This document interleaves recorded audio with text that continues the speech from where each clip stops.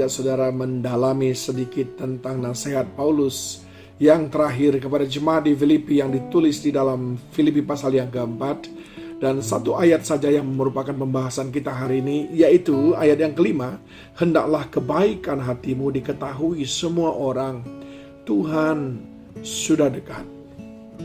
Paulus ingin supaya saya dan saudara itu menyatakan kebaikan hari-hari kita. Paulus mau supaya saudara dan saya dikenal orang lain sebagai orang baik. Seperti jemaat mula-mula ketika orang banyak melihat kehidupan mereka yang sangat baik. Akhirnya lewat itu banyak orang yang dimenangkan untuk Tuhan.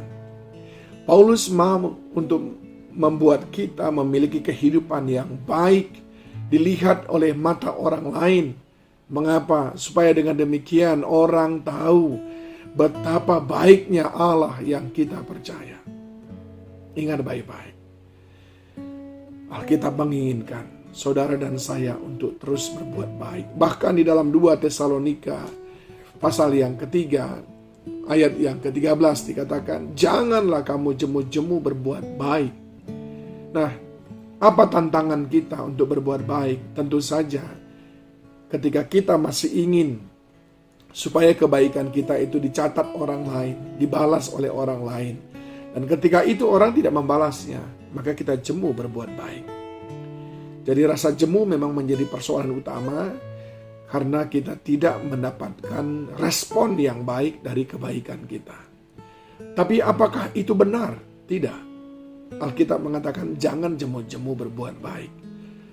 Tetapi kan kita ini daging. Kan kita itu bosen dong. Itu sebabnya kita perlu memahaminya.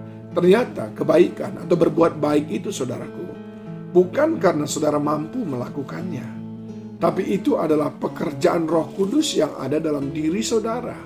Itu dikatakan di dalam Galatia pasal yang kelima ketika Paulus menjelaskan tentang buah roh. Ayat 22. Tetapi buah roh ialah kasih, sukacita, damai sejahtera, kesabaran, kemurahan, kebaikan.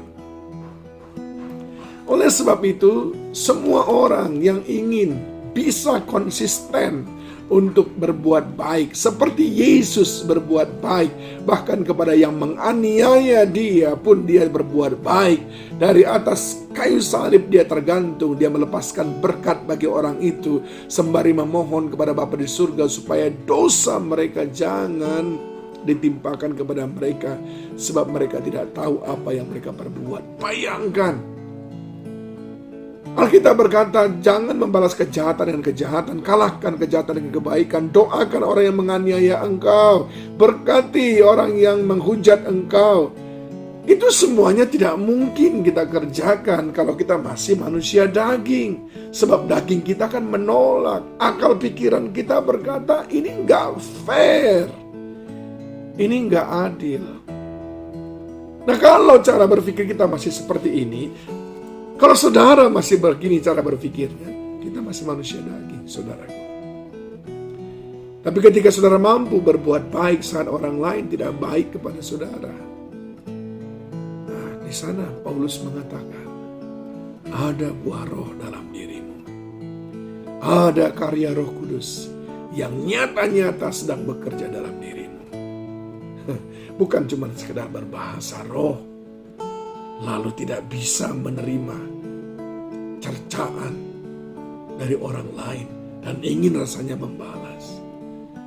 Bukan saja persoalan, oh saya rajin ke gereja. Tidak, saudaraku. Tapi buah roh itu harus nyata. Dan salah satunya adalah kebaikan.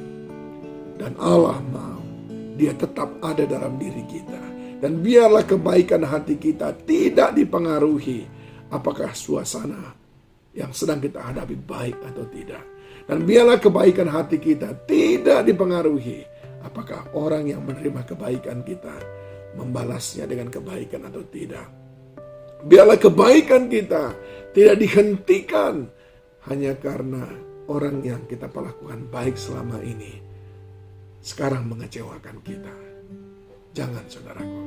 Tapi ingat pesan daripada firman Tuhan di dalam 2 Tesalonika 3:13. Kamu, saudara-saudaraku, janganlah jemu-jemu untuk selalu berbuat baik, sampai kebaikan hatimu diketahui oleh semua orang. Kalimat terakhir dia berkata, sebab kerajaan Allah sudah dekat. Ini sesuatu yang juga perlu kita dalami, saudaraku. Sebab Tuhan sudah dekat. Jadi selagi masih ada waktu, ayo tetap kita berbuat baik ya. Entah orang mencatat kebaikanmu atau tidak. Entah orang membalas kebaikanmu atau tidak. Sebab kita melakukannya tidak untuk orang itu, tapi untuk Tuhan. Supaya dia disenangkan lewat hidup kita. Tuhan Yesus memberkati kita.